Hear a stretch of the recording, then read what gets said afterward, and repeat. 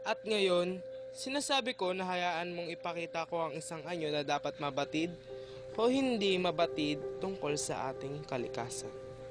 Pagmasdan, may mga taong naninirahan sa yungib na may lagusan patungo sa liwanag na umaabot sa kabuuan nito. Sila'y naroroon mula pagkabata.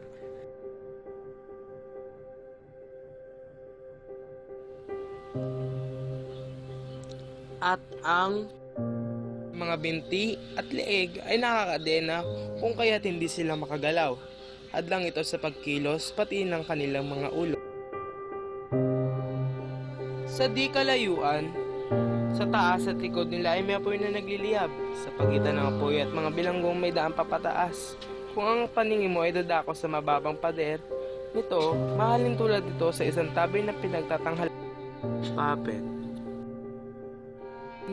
Balikan muli natin kung ano ang likas na magaganap kung sakaling ang mga bilanggo ay maging malayo at di maabuso sa kanilang pagkakamali.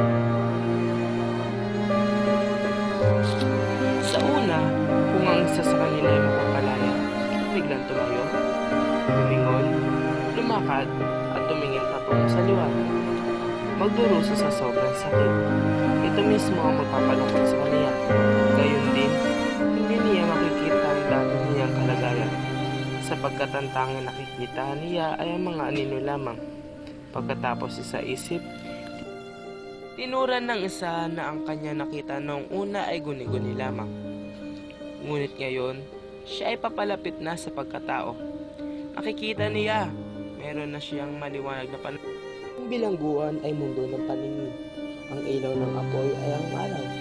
Hindi mo kumamamali kung kakahulugan mo na ang paglalakbay pataas ay maging pag-ahon ng kaluluwa patungo sa intelektual na mundo batay sa mahina kong paniniwala.